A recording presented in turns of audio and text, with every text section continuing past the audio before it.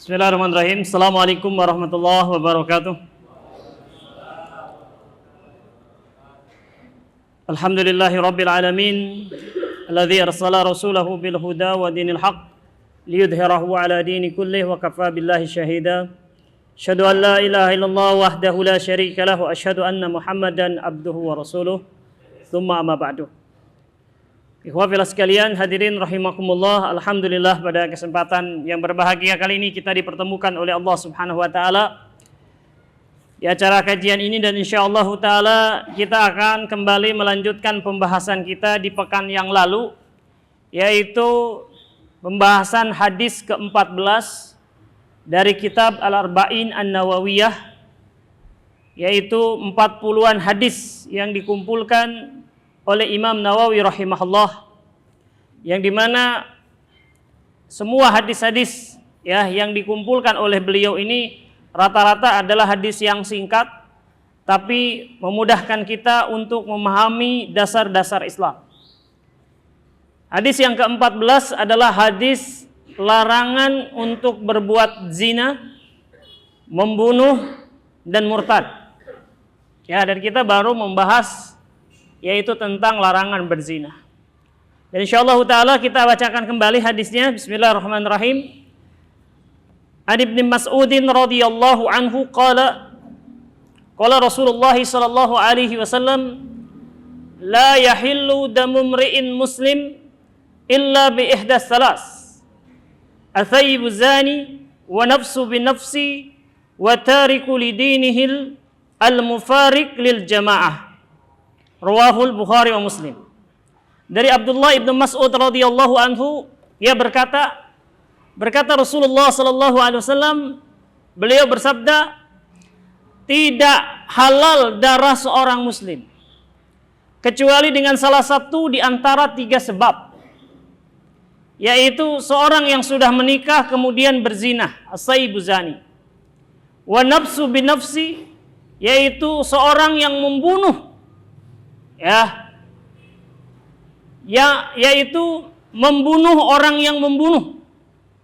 Kemudian yang ketiga adalah orang yang meninggalkan agamanya dan yang keluar dari jamaah kaum muslimin. Hadis ini diriwayatkan oleh Imam Bukhari dan Imam Muslim. Sedikit mengulang apa yang kita sampaikan di pertemuan yang lalu. Hadis ini menunjukkan bahwa asal hukumnya darah setiap muslim itu adalah haram. Haram untuk ditumpahkan, haram untuk dibunuh. Dan itu adalah termasuk sebuah dosa besar. Disebutkan la zawalu dunya ahwanu indallah min qatli rajulin muslim. Sesungguhnya hancurnya dunia itu lebih ringan bagi Allah Subhanahu wa taala daripada tertumpahnya darah seorang muslim tanpa hak. Di riwayat yang lain Rasulullah mengatakan, la yazalu al-mu'min fi fushatin min dinihi man lam yusib damun haraman. Orang yang beriman senantiasa berada di dalam lapangnya rumah Allah Subhanahu wa taala. Orang yang beriman senantiasa berada di dalam lapangnya rahmat Allah Subhanahu wa taala, artinya akan selalu dirahmati selama ia tidak menumpahkan darah yang diharamkan oleh Allah Subhanahu wa taala. Jadi ini hukum asalnya. Dia adalah sesuatu yang terlindungi, sesuatu yang sakral, yang penumpahannya walaupun itu adalah satu tetes adalah sebuah kemungkaran yang besar. Tetapi di hadis ini ada pengecualian. Pokoknya adalah dilindungi. Haram. Sakral, tidak boleh ditumpahkan. Tapi ada beberapa keadaan yang menyebabkan hal tersebut boleh ditumpahkan. Dan sesuatu ini berarti adalah sesuatu yang besar pula. Ini adalah kemungkaran yang besar pula sampai Allah Subhanahu wa taala membolehkan menumpahkan sesuatu yang tadinya dilindungi, sesuatu yang sangat berharga.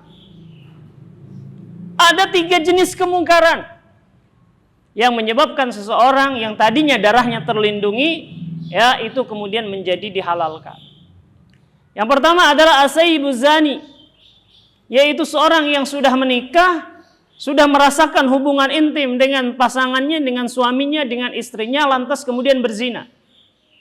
Nah, ini ya dihalalkan darahnya dikarenakan dia melakukan suatu kemungkaran yang besar, merusak kehormatannya dan merusak nasabnya. Ya, kita kemarin sudah juga pelajari, ya, tidak setiap perzinahan itu dihukum dengan hukum bunuh atau rajam. Hanya orang-orang tertentu saja, yaitu yang pernah menikah, pernah berhubungan suami istri, ya, dan dia terbukti. Berbukti itu bisa jadi adalah adanya 4 orang saksi laki-laki yang melihat perbuatan zina tersebut, atau pengakuan, ya, atau pengakuan dari seseorang yang pernah berzina, baru dia dirajam. Adapun para bujangan atau yang sudah menikah tetapi belum merasakan hubungan suami istri, maka hukumannya adalah dia dicambuk dengan 1000 cambukan dan diasingkan atau dipenjara selama 1 tahun. Inilah ketentuan Allah Subhanahu wa taala. Ya. Allah Subhanahu wa taala memandang perbuatan zina ini adalah sebuah kemungkaran yang sangat besar. Makanya dihalalkan darahnya. Ya. Yang tentu mungkin berbeda kalau di sebagian manusia sebagian manusia menganggap ini perkara yang remeh saja. Ya. Kalau sampai dibunuh ini berlebihan. Gitu ya. Nah, itu adalah sudut pandang sebagian manusia. Tapi kita adalah seorang muslim. Kita adalah seorang mukmin, ya, yang meyakini apa yang Allah Subhanahu wa taala tentukan adalah yang terbaik buat kita. Dan ini adalah demi menjaga keberlangsungan umat manusia sendiri. Kita tidak bisa bayangkan kalau seandainya perzinahan itu menyebar luas, ya, tentu akan berdampak yang sangat luar biasa. Dan hari ini saja, ya, kalau misalkan kita memandang ataupun juga memperhatikan kejadian-kejadian, berapa banyak dosa-dosa turunan dikarenakan perbuatan, ya, zina. Ada orang karena perbuatan zina kemudian membunuh bayi yang tidak berdosa, melakukan aborsi, ya. Ada lagi yang membunuh pasangannya karena khawatir, ya, diajak nikah dan yang lain-lainnya. Belum dampak-dampak secara nasab yang, ya, terjadi ketidakjelasan. Ini suatu perkara yang tidak patut untuk dianggap remeh. Ya. Ini adalah poin yang pertama, yaitu as-sayyibu zani. Ya. Kemudian poin yang kedua adalah an-nafsu bin nafsi, yaitu membunuh orang yang telah membunuh. Jadi kalau orang membunuh jiwa dengan ketentuan-ketentuan tertentu, maka hukumannya adalah dibunuh lagi. Inilah yang disebut dengan qisas. Ya, arti qisas adalah pembalasan yang setimpal. Ya.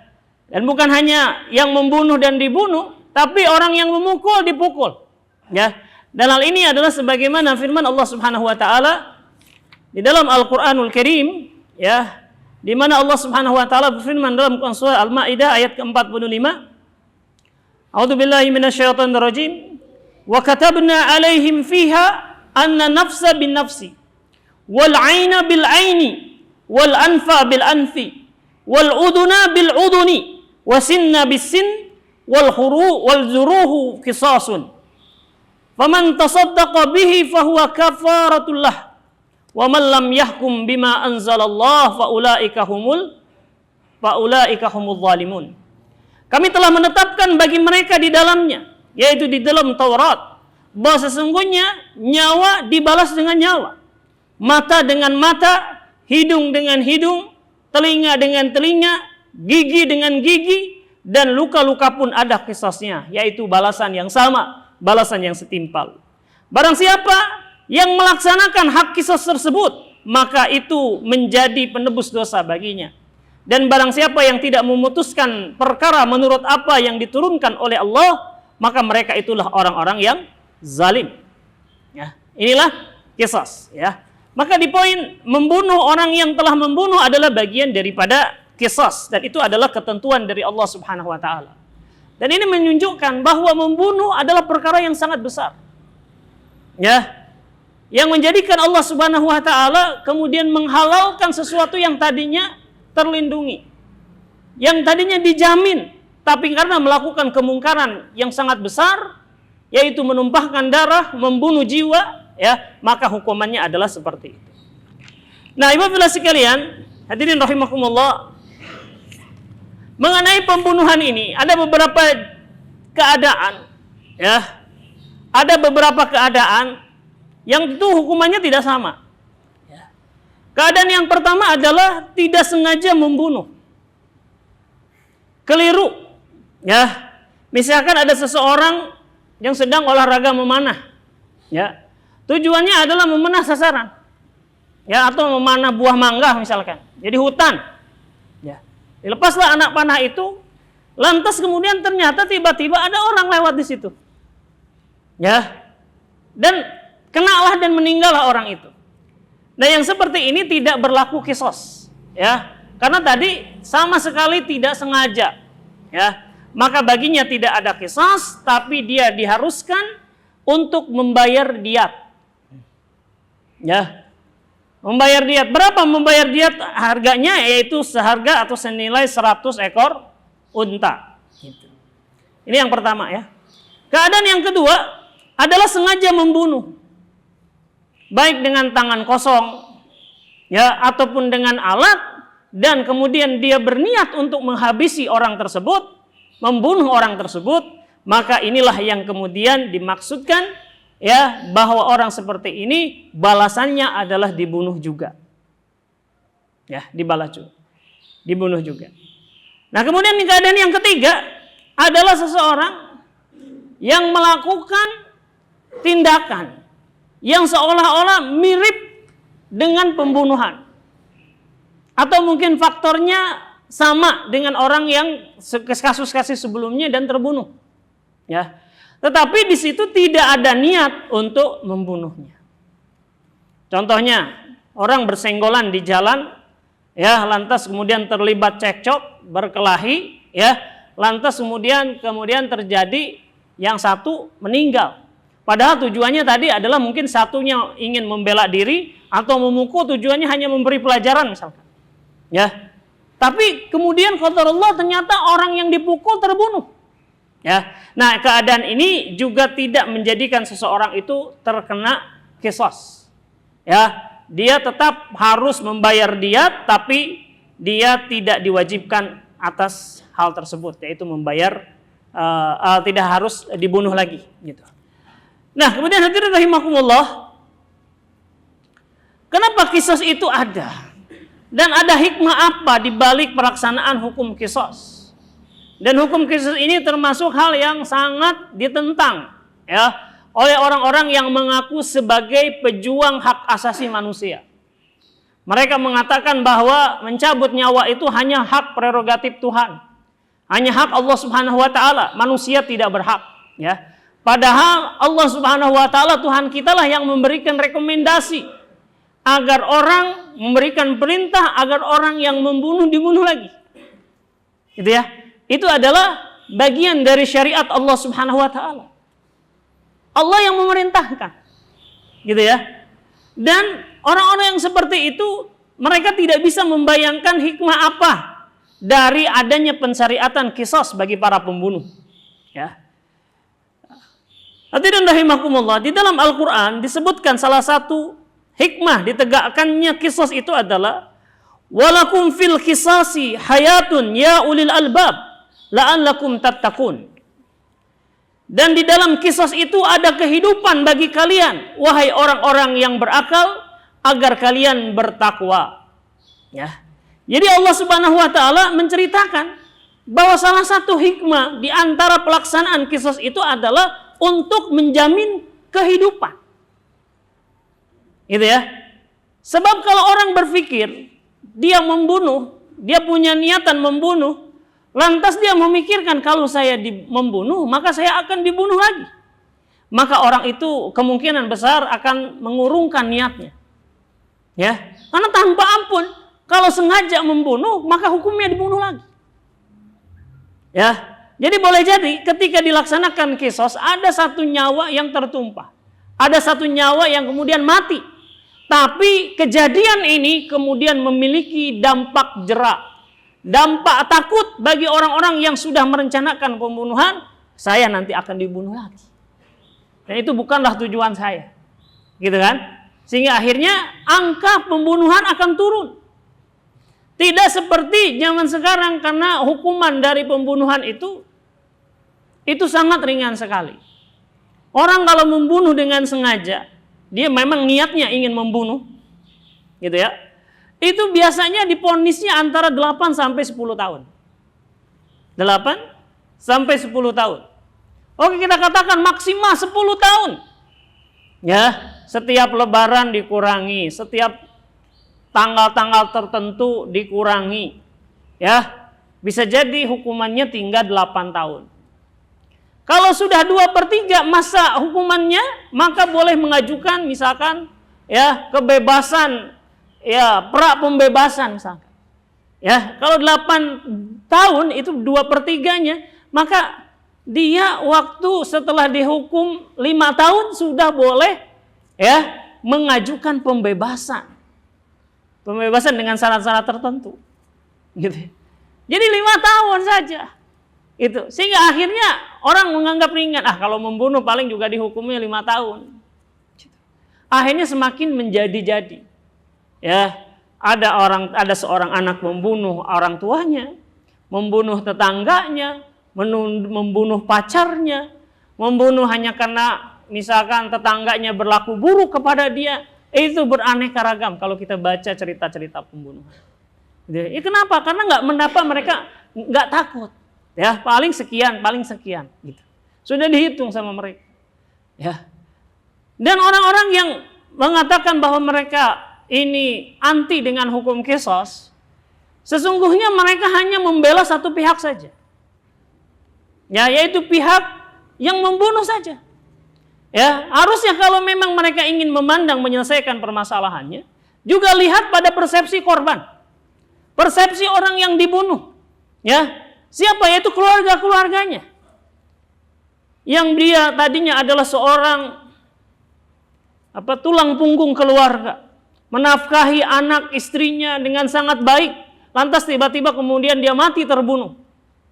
Sehingga anak dan istrinya terlantar. Ya. Dia tidak bisa membayangkan misalkan ibu bapaknya yang terbunuh punya ibu bapak yang tadinya sangat mencintai anaknya. Ya, diharapkan anaknya itu adalah sandarannya di waktu masa tua. Ya, tapi kemudian sandarannya itu, harapannya itu dihilangkan hanya karena kasus pembunuhan, hancurlah hatinya. Ya, depresilah dia, kemudian timbul sakit-sakit macam-macam dikarenakan depresi tersebut. Dan kita bisa menyaksikan ya, ketika misalkan terjadi satu kasus pembunuhan, diadili. Ya, ternyata sang pembunuh hanya dihukum 10 tahun. Atau maksimal seumur hidup. Mereka kemudian berteriak-teriak tidak ridha dengan keputusan itu. Dan mereka mengatakan, saya inginnya dia juga dibunuh seperti halnya dia membunuh anak saya. Dia membunuh suami saya. Jadi ini, hukum qisas ini bukan hanya berlaku di dalam Islam. Tadi kita katakan bahwa Allah Subhanahu wa taala mengatakan bahwa hukum itu sudah ada sejak zaman Taurat. Ya, sejak zaman Taurat, artinya orang-orang sebelum Islam juga sudah mempraktekkan itu. Ya, dan tidak bertentangan dengan hak asasi manusia. Karena orang ya kalau tadi misalnya berdasarkan persepsi hak asasi manusia, ya, tidak patut manusia itu mengambil nyawa orang lain, dan dia yang membunuh telah mengambil nyawa orang lain. Gitu. Ya, ini ya. Ya, belas sekalian. Gitu. Jadi ini adalah sebuah kemungkaran yang besar, yaitu menumpahkan darah, mengambil nyawa orang lain. Ya, maka balasannya adalah juga sepakat, ya, yaitu bahwa hukumnya adalah diqisas, dibalas dengan setimpal. Ya. Kemudian yang ketiga dari hadis ini, yaitu yang berhak untuk ditumpahkan darahnya, padahal sebelumnya adalah terlindungi, adalah disebutkan watariku lidinihi al-mufariku lil jamaah. Ya, yaitu seseorang yang meninggalkan agamanya, murtad, ya, dan juga orang yang keluar dari jamaah kaum muslimin. Ya. Maka mereka juga melakukan satu kemungkaran yang besar, yaitu melakukan kerusakan akidah dan kerusakan iman atas dirinya sendiri. Ya. Dan ini tidak disukai oleh Allah Subhanahu wa taala, membuat Allah Subhanahu wa taala murka. Ya, dan mereka hukumannya adalah sama, yaitu bolehnya mereka ini dibunuh sesuai dengan ketentuan yang berlaku menurut syariat Islam. Ya. Dan kenapa mereka ini layak ya untuk ditumpahkan darahnya? Padahal orang-orang kafir saja yang benar-benar mereka itu ingkar kepada Allah Subhanahu wa taala, ya, itu mereka tidak dibunuh. Mereka tidak dihalalkan darahnya. Cuman kita bahas gitu, bahwa orang kafir itu tidak satu jenis, ya. Yang hanya boleh diperangi, ditumpahkan darahnya adalah orang-orang kafir yang memerangi kaum muslimin. Sementara ada orang-orang kafir zimmi yang berada di dalam perlindungan pemerintahan Islam. Ada kafir mu'ahad yang terikat perjanjian. Ada lagi kafir musta'man yang diberikan jaminan keamanan. Mereka semua tidak boleh dibunuh. Tapi kenapa kok orang ya yang tadinya Islam keluar dari Islam lantas kemudian ditumpahkan darahnya? Hukumannya ditumpahkan darahnya. Ya. Karena ini melakukan ya kerusakan yang luar biasa, yaitu kerusakan iman dan kerusakan akidah. Dan ini berbahaya bagi kaum muslimin yang lainnya, karena boleh jadi mereka mempengaruhi satu sama lainnya. Ya. Dan juga dikarenakan mereka dahulunya sebelum mereka keluar dari agama Allah Subhanahu wa taala itu pernah merasakan manisnya iman, manisnya ketakwaan, manisnya ibadah-ibadah kepada Allah Subhanahu wa taala, lantas kemudian dengan lancangnya mereka tinggalkan begitu saja. Ya. Oleh karena itu hukumnya tegas. Ya, yaitu la yahillu damu mri'in muslimin illa. Artinya adalah dihalalkan darahnya. Ya. Dan inilah sikap yang dilakukan oleh para khalifah sebelum-sebelumnya. Bagaimana misalkan Sayyidina Abu Bakar As-Siddiq radhiyallahu an, ya, di masa pemerintahannya yang singkat, hanya sekitar 2 tahun saja, itu disibukkan dengan memerangi kelompok-kelompok yang murtad. Ya, karena sepeninggal Nabi Muhammad SAW itu terjadi gelombang kemurtadan di hampir seluruh negeri. Ya, yang tidak ada gerakan kemurtadan ketika itu hanya ada di Madinah, ya, dan juga di Mekah saja. Apapun ya, ya Mekah, Madinah dan Taif. Daerah-daerah yang lainnya 14 provinsi mungkin kalau kita anggap, ya, itu terjadi gelombang kemurtadan yang sangat luar biasa. Maka ya Abu Bakar As-Siddiq radhiyallahu an itu mengatakan ketika para sahabat yang lainnya berusaha untuk membujuknya supaya tidak menghukum mati orang-orang yang murtad, tidak memerangi orang-orang yang murtad. Saat itu Umar bin Khattab radhiyallahu an berkata, "Bagaimana engkau akan memerangi manusia? Padahal Rasulullah sallallahu alaihi wasallam telah bersabda, aku diperintahkan untuk memerangi manusia sampai mereka mengucapkan tidak ada sesembahan yang berhak disembah Allah, yang disembah selain Allah Subhanahu wa taala. Siapa yang telah mengucapkannya, maka terpelihara dariku harta dan jiwanya kecuali dengan jalan yang hak, dan segala perhitungan amalnya diserahkan kepada Allah." Ya. Ini mereka sudah bersyahadat. Ya, dan mereka ada yang murtad dengan cara menolak syariat Allah Subhanahu wa taala, tapi mereka tidak mengatakan dirinya murtad. Ya, apa jawab dari Abu Bakar As-Siddiq radhiyallahu an? Ya, beliau menjawab, "Demi Allah, aku akan memerangi orang-orang yang membeda-bedakan antara salat dan zakat. Karena di dalam zakat terdapat hak harta yang harus dikeluarkan. Demi Allah, seandainya mereka menahan dariku anak kambing betina," maksudnya yang sangat murah sekali, yang dahulu mereka serahkan kepada Rasulullah SAW sebagai zakat, niscaya aku akan memerangi mereka karena mereka menahan dari menunaikannya. Ya. Kemudian Umar berkata, "Demi Allah, Allah telah membukakan hati Abu Bakar untuk berperang. Kemudian aku tahu bahwa itulah langkah yang benar."